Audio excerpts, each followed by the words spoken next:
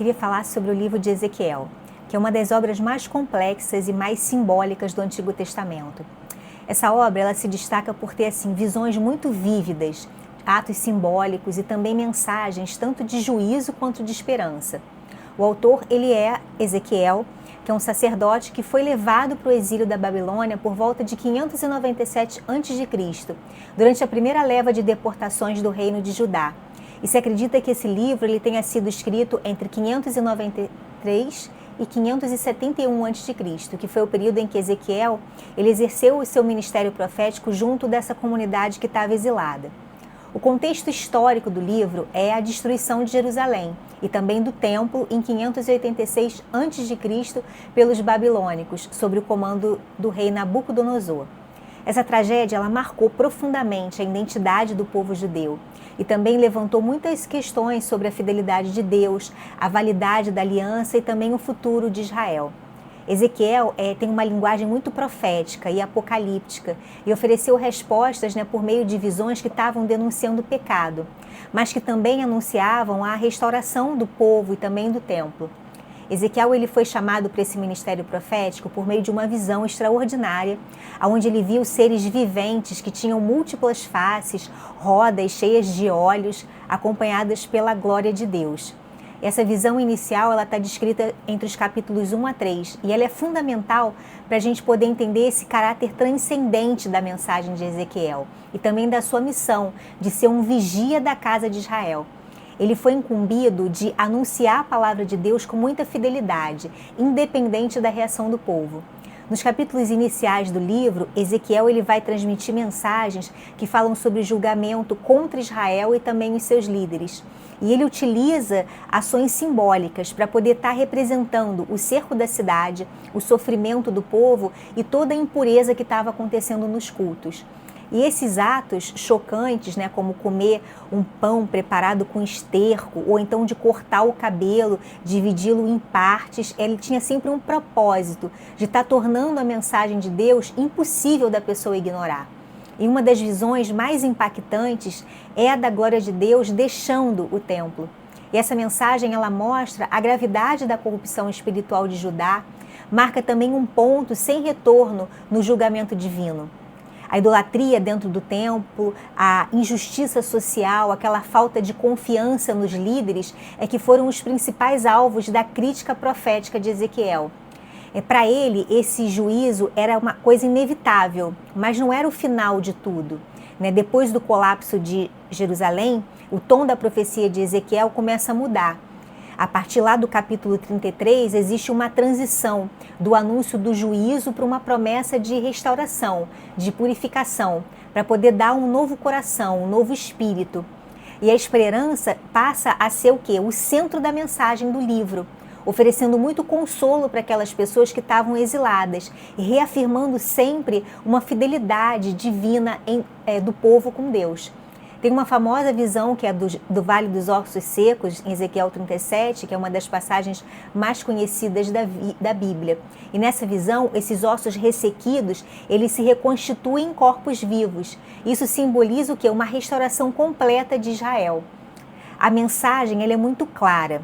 Mesmo quando tudo parece morto, tudo parece perdido, Deus ele é capaz de trazer uma vida nova.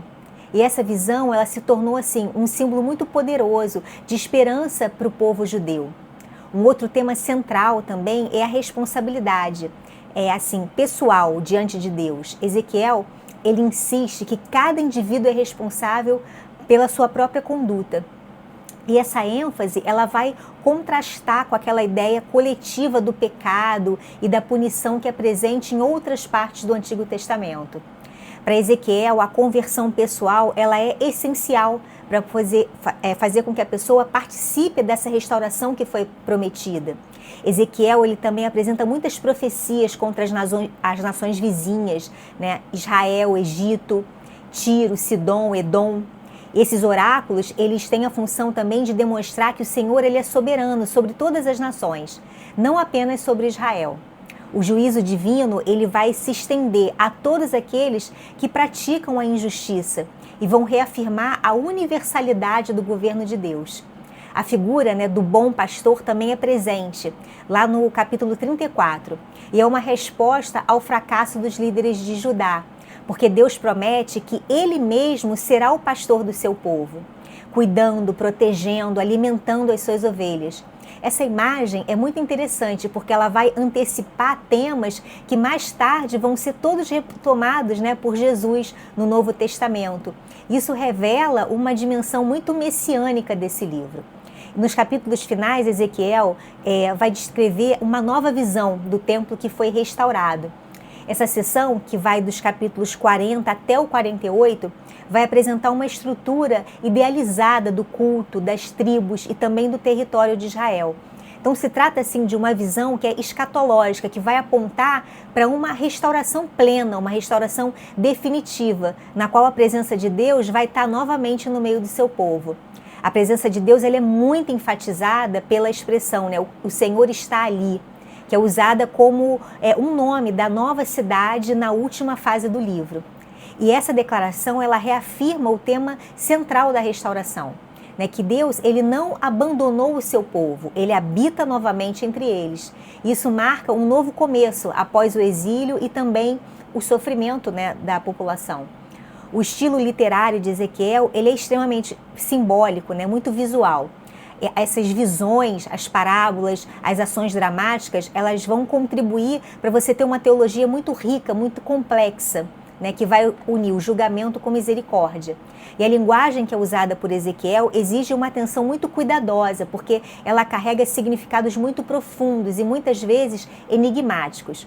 Apesar dessa linguagem muito difícil, né, das imagens perturbadoras, o livro de Ezequiel ele tem exercido uma profunda influência, tanto na teologia judaica quanto cristã. Isso desafia o leitor, né, a confrontar o seu pecado, reconhecer a soberania de Deus e a esperar pela restauração que vem de Deus. Essa mensagem atemporal, ela convoca a gente para ter fidelidade, para ter esperança. A ênfase de Ezequiel nessa renovação interior por meio de um novo coração, de um novo espírito, antecipa, né, toda essa teologia da graça, né, que vai ser muito esmiuçada dentro do Novo Testamento. Essa renovação não vai depender dos méritos do homem, mas sim da ação soberana de Deus, né, vista que é Ele que vai ser capaz de nos transformar, de nos restaurar.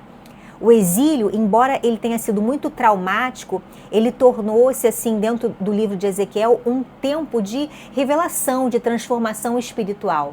E Deus usou esse sofrimento para poder ensinar, para corrigir, para preparar o seu povo para um futuro de reconciliação, né? A restauração, ela não era apenas física, ela foi também espiritual e foi também moral. Ezequiel também era um profeta e sacerdote que ele representa essa ponte entre uma cultura, né, de antigo e uma promessa, uma nova realidade espiritual.